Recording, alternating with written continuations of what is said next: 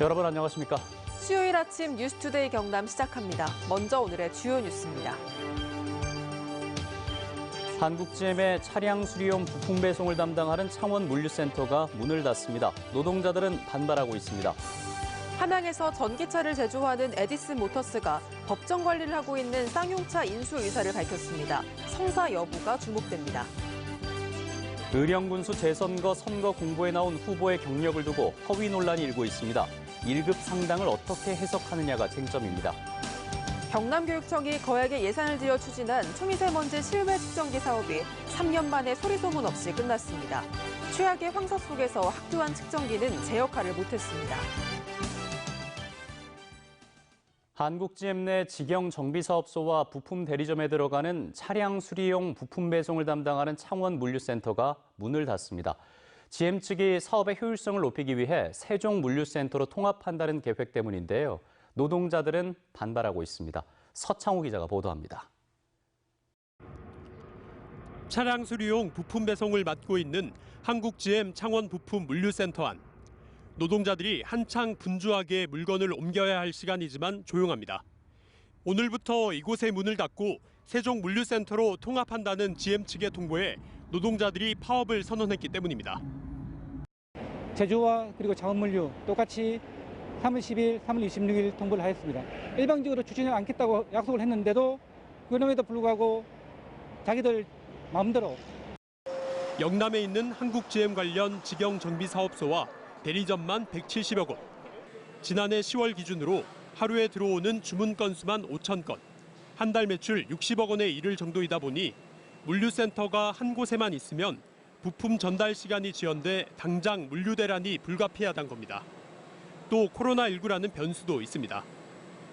확진자 발생으로 세종물류가 폐쇄됐을 경우에 다른 대안이 전혀 없습니다. 전국에 있는 모든 소비자들이 쉐보레 자동차를 운전하시는 모든 소비자들이 차량을 고치기 위해서 부품이 필요할 건데 그 부품을 수거할 수 있는 길이 전혀 없는 것이죠. 노조는 또 창원 물류센터 노동자 46명 가운데 절반이 넘는 비정규직 노동자들이 일자리를 잃을 수 있다고 우려합니다. 실제 지난해 먼저 폐쇄한 인천 물류센터에서 근무했던 비정규직 노동자 13명 중 12명이 길거리에 내몰리기도 했습니다. 이에 대해 한국GM 측은 수년간 이어진 적자 상황에서 이뤄진 경영 정상화의 일환이라고 밝혔습니다. 또 물류 대란과 관련해선 제주 물류센터에서 수개월간 검증을 했는데 서비스에 문제가 없었고 비정규직 문제는 직접 고용 관계가 아니어서 관여할 수 있는 부분이 없다고 했습니다. MBC 뉴스 서창호입니다. 함양에서 전기차를 제조하는 에디슨 모터스가 단기 법정 관리를 받고 있는 쌍용차의 인수 의사를 밝혔습니다. 전기 승용차 생산을 위해 쌍용차의 잠재적인 투자자인 미국 기업 인수를 포기할 경우 협상 대상자로 나선다는 계획입니다. 신동식 기자입니다. 함양군에서 전기차를 생산하는 에디슨 모터스. 국내 최초로 전기버스를 상용한 업체로 CNG버스와 저상버스, 전기버스와 트럭을 생산 판매하고 있습니다.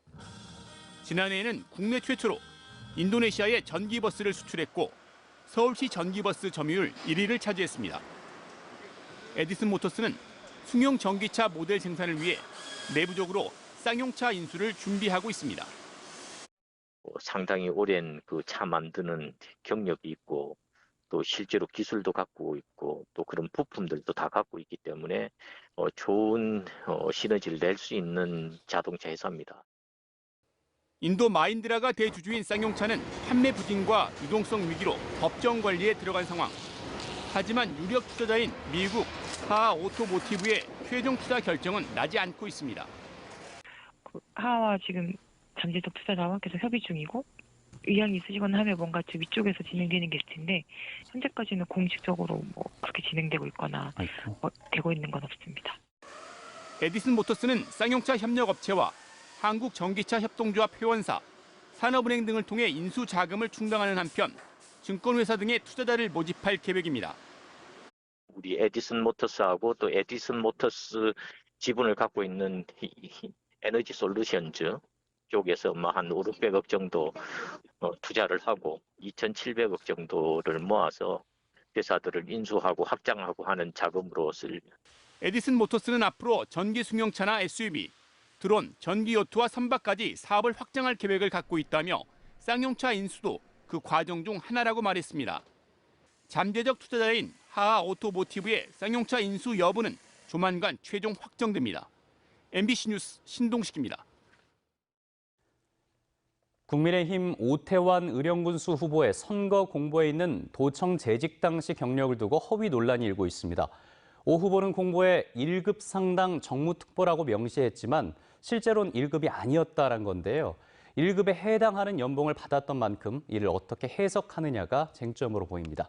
김태석 기자가 취재했습니다. 의령군수 재선거에 출마한 오태환 후보는 홍준표 지사 시절인 2014년 6월 경남도청 정책단장에 정식 임용됩니다. 지방 5급 상당의 별정직 공무원으로 보수 수준도 5급 공무원인 5천여만 원입니다. 오 후보는 이후 공로를 인정받아 정무조정실장, 정무특별보좌관으로 자리를 옮기고 이 과정에서 연봉과 수당이 인상돼 최고 7,800여만 원까지 받았는데 이 부분이 논란의 핵심 쟁점입니다. 더불어민주당은 연봉과 수당이 올라갔지만 직급, 즉 5급 상당의 별정직 공무원은 달라진 게 없는데 선거 공보에는 1급 상당이라고 적시해 허위라는 주장입니다. 별정직 1급 상당인 자는 정무부지사 1인만 책정되어 있고요. 별정직 2급 상당인 자의 정원은 전혀 책정되어 있지 않다는 말씀을 드립니다. 오 후보 측은 2015년 경상남도가 배포한 보도자료에서 2급 상당 정무조정실장, 1급 상당 정무특보로 명시했고 연봉과 비서 등 처우도 1급에 준해서 받아 문제가 없다는 입장입니다. 시장으로도 출마하셨고 그때 당시에도 1급 상당, 2급 상당 전부 다 지립받아가지고 명함도 배포하고 예비 공보물도 만들고. 경상남도는 1급 상당으로 연봉 기준을 올려준 것은 맞지만 5급 상당의 직급이 변한 것은 아니라고 밝혔습니다. 5급 정원에서 그 사이에 연봉이라든지 여러 가지 예우가 변경됐다 하더라도 저의 정원 관리는 5급에서 승진 임명이 있기 때문에 선거 공보에 기재되는 모든 사안에 대해서는 어떤 사항을 문의하지는 않습니다. 그건 후보자께서 직접 책임지셔야 될 부분이거든요. 민주당의 이의 제기를 조사하기 위해 경남 선관위는 경남도의 자료 제출과 오 후보 측의 소명서 제출을 요구했습니다. MBC 뉴스 김태석입니다.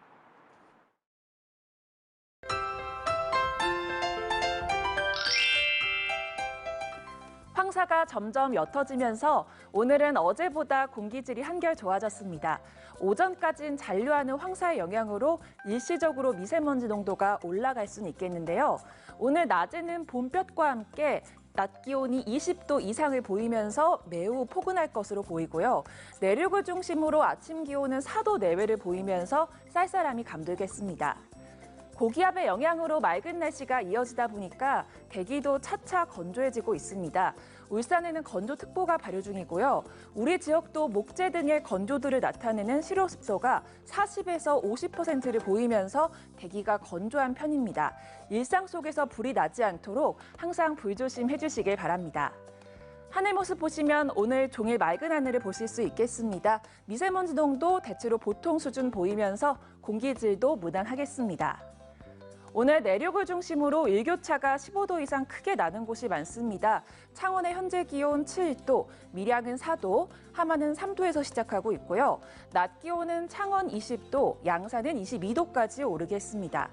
서부 지역 보시면 거창 2도, 진주 4도에서 시작합니다. 낮에는 산청, 진주 22도, 합천은 23도까지 오르겠습니다. 바다의 물결은 최고 2m까지 일겠습니다. 남해동부와 동해남부 해상에는 풍랑 예비특보가 발표된 가운데 내일 오전에 발효될 가능성이 있겠습니다. 이번 주말에도 봄비가 찾아올 것으로 보이고요. 비가 오면서 공기질은 한결 더 깨끗해지겠습니다. 날씨 정보였습니다. 이번 주 최악의 황사와 미세먼지로 학생들 학교 보내기 전에 미세먼지 농도 실시간 체크하신 분들 많으실 텐데요. 그런데 학교 안에 초미세먼지 측정기가 먹통인 곳이 많았습니다. 알고 봤더니 경남교육청이 8억 가까운 예산을 투입했던 초미세먼지 실외 측정기 사업이 3년 만에 소리소문 없이 끝났기 때문입니다. 어떻게 된 일인지 부정석 기자가 취재했습니다. 창원의 한 초등학교. 설치된 초미세먼지 측정기로 농도를 살펴봤습니다. 세제곱미터당 8마이크로그램, 국가 측정망 40마이크로그램과 큰 차이를 보입니다. 이 때문에 학부모의 문의 전화도 잇따릅니다. 부모님들이 또 보는 게 있더라고요. 이게 외국 사이트에서 보는 것 같은데 그거는 좀 이것보다도 더 이제 예민하게 해가지고 학부모님들 가끔 전화가 옵니다. 미세먼지 농도를 알려주는 한 스마트폰 어플리케이션입니다. 황사 경보가 내려진 어제 오전 미세먼지 농도가 경남 대부분 좋음이라고 나옵니다. 어찌된 일일까? 학교 안에 초미세먼지 측정기를 설치해 이 앱을 통해 미세먼지 수치를 실시간 제공하는 사업이 소리 소문 없이 끝나면서 측정도 알림도 제대로 되지 않는 겁니다. 도교육청은 2017년 전국 최초라며 유치원과 초등학교 등 도내 860여 곳에 초미세먼지 실외 측정기를 설치했습니다. 모두 8억 원의 예산을 투입했지만 결국 사업성이 떨어진다며 3년 만에 사업을 종료했습니다. 미세먼지 정보를 제공하기 위해서 설치가 되었지만 2019년 경남 도내 전 지역에 1개 이상의 국가 측정망이 설치됨으로써 사업이 종료가 되었습니다. 이후 일부 학교는 실외 측정기를 교체했지만 아직 100여 곳의 학교는 별다른 대책 없이 기존 실외 측정기에 의존하고 있습니다. 일일이 따라서도 다르고 기계에 따라서도 다르고 그런 것 같아요. 미세먼지 실외 측정기 사업이 교육감 선거를 앞두고 추진되면서 전시행정으로 인한 예산 낭비 아니냐는 비판 속에 교육청이 이번엔 경상남도와 비슷한 미세먼지 신호등 시범 사업을 추진하면서 비슷한 우려가 나오고 있습니다. MBC 뉴스 부정석입니다. 국내 항공정비 시장은 이제 걸음마 단계입니다. 그래서 정부가 시장을 더 키우기 위해 앞장서서 사천에 항공정비 전문 업체를 세웠는데요. 그런데 인천이 새롭게 항공정비 시장에 진출하겠다고 나서면서 셈법이 복잡해졌습니다. 보도에 이종승 기자입니다. 국내 항공정비 사업의 세계 시장 비중은 불과 1.5%. 그래서 정부는 시장을 더 키우기 위해 카이를 항공정비 사업자로 선정해 2018년 항공정비 전문업체인 캠스를 출범시켰습니다. 캠스는 겨우 걸음마를 뗀 신생기업인 셈입니다. 이런 상황에서 인천이 새롭게 항공 MRO 사업 진출 움직임을 보이면서 혼선을 빚고 있습니다. 인천 윤관석 의원이 인천공항공사가 항공 MRO를 할 수 있도록 하는 개정안을 먼저 발의했고 경남 하영재 의원이 반대 개정안으로 맞서자 인천 김교흥 의원이 다시 맞불 개정안을 내놓았습니다. 캠스는 가뜩이나 열악한 국내 항공정비 시장을 인천과 분점하면 국가적 손실일 뿐 아니라 두 지역 간 갈등만 풀을 것이라고 우려합니다. 왜 자꾸 인천에서 이 지역 갈등을 부추기는지 참 이해하기가 힘듭니다. 우선적으로 이 사천을 육성하겠다고 했기 때문에 사천을 우선적으로 육성을 하고 난 다음에 인천이 됐던 반면 인천은 글로벌 허브 공항의 위상을 더 높이기 위해선 항공정비 사업은 꼭 필요하다는 입장입니다. 이에 대해 전문가들은 만약 인천이 MRO 사업을 하게 되면 외국계 기업 유치 가능성이 큰 만큼 그 방법보다는 인천과 캠스가 윈윈하는 방안을 고려해 볼 필요가 있다고 지적합니다. 우리 사천 지역은 기존에 구축된 인프라를 이용해서 주로 중정비에 집중하고 아주 가벼운 수준의 현장 경정비는 인천에서 직접 하는 방법. 국내 항공정비산업 경쟁력 강화라는 공통의 목표를 두고 터놓고 해법을 찾아가는 각계의 노력이 필요해 보입니다. MBC 뉴스 이종세입니다. 디젤 엔진 전문 제조업체인 STX 엔진이 어제 정기 주주총회와 이사회를 열고 박기문 사장을 신임 대표이사로 선출했습니다. 박 신임 대표이사는 STX 엔진의 전신인 쌍용중공업 출신으로 민수영업본부장과 사업총괄 전무 등을 거쳤으며 박 대표이사는 5년 내 매출 8,500억 원, 영업이익 300억 원을 비전으로 제시했습니다. 투데이 경남 순서입니다. 의령군 백신 예방접종센터 모의훈련이 오늘 오후 2시 의령군민체육센터에서 진행됩니다. 주상면 해인사 역사유치 추진위원회 발대식이 오늘 오전 11시 거창 희랑체육공원에서 열립니다. 어르신 마스크 쓰기 15,000장 기부 행사가 오늘 오전 9시 30분 김해시 진례면 GBK그룹 1공장에서 열립니다. 향토 장학회 장학금 기탁식이 오늘 오전 9시 10분 산청군청 군수실에서 열립니다. 2021 창녕군 도시재생대학 운영 및 수료식이 오늘 오후 3시 창녕읍 회의실에서 개최됩니다. 한국토지주택공사 LH가 신임 사장을 재공모하기로 하고 다음 달 6일까지 신청서를 받습니다. LH는 지난해 12월부터 사장 공모 절차를 진행해 후보자를 2명으로 압축했지만 주무부처인 국토교통부가 LH의 땅 투기 의혹에 엄중하게 대응할 적격자가 없다며 재추천 절차를 요구해 신임 사장 재공모를 했다고 밝혔습니다. 산청군 금서면 평촌리 산청 한방항로화 일반산업단지가 경상남도의 기업투자 촉진지구로 신규 지정됐습니다. 기업투자 촉진지구는 분양 실적이 70% 이하인 지역의 균형 발전을 위해 지정되며 공장을 신설 또는 증설하는 경우 입지와 시설, 고용, 교육훈련 등의 최대 14억 원의 보조금이 지원됩니다. 서부권 학생과 학부모에게 대학 입시 정보를 제공할 수 있는 서부대입정보센터가 어제부터 본격적인 운영에 들어갔습니다. 서부대입정보센터엔 진학상담 전문 장학사와 상담교사 각 1명이 배치돼 학생과 학부모 방문 상담과 온라인 상담 등을 하고 다양한 진학 관련 프로그램을 진행합니다. 창원 지역 공영 주차장을 불법 재위탁하고 있다는 MBC 경남 보도 이후 창원시가 해당 주차장을 운영하고 있는 단체 2곳을 경남경찰청에 수사 의뢰했습니다.